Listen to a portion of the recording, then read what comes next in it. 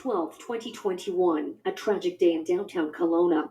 A crane at a high rise construction site comes crashing down, killing 5 people.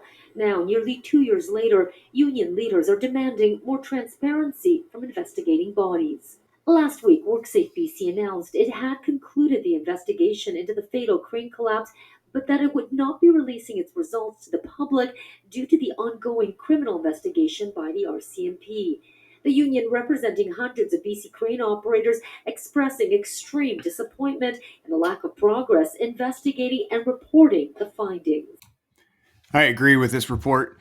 It's common that accidents take a long time to investigate, and I like to make sure that I'm a voice that's staying out of the way at that so that people can have justice.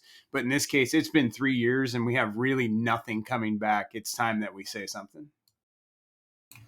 I need to be a little bit vague, but one of the parties involved in this owned this crane. And it was my understanding that they didn't want to pay the fee to come have somebody come in and jack the crane down for them. They thought that they had learned enough that they could do it themselves. And that doesn't seem to be the case. One of the fathers in the accident says that his son had no experience to speak of in erecting tower cranes. And so now we're doing a complex operation like climbing a crane down that's very specific. You need somebody with good experience being involved in that and leading the process.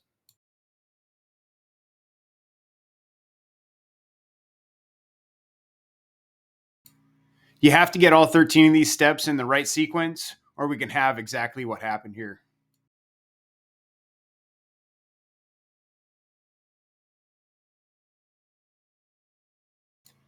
I openly wonder if on step 10, if they only connected 2 back bolts and their balance was just completely wrong when they started and it overwhelmed the tower.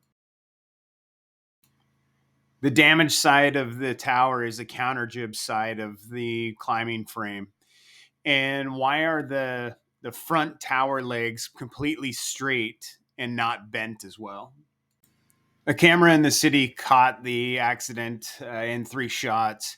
And in the second shot, you can see that the tower section is on the trolley, and it doesn't look like he's out past the trolley motor, which lines up with what we find in looking at the pictures. As a ballpark guess, I would suspect that trolley should be out at 18 meters or so, 60 feet. Instead, we see that it's about 5 feet out, just like it had just picked up the tower section, and maybe it wasn't balanced out yet, and maybe it wasn't secured to that top tower. Could the mere friction of the crane going by and leaning back cause this kind of damage? Unfortunately, without the report being released, we'll never know.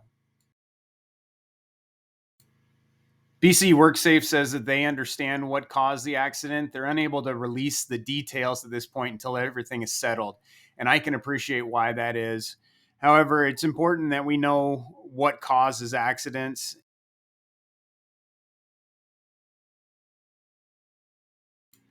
Until we have an answer from WorkSafe, we want to ensure that someone is in charge with 4 to 5 years of climbing experience. We need at least one more person with 2 years of experience in climbing as a second set of eyes. We are humans, and air shouldn't be this costly. Experience can prevent it.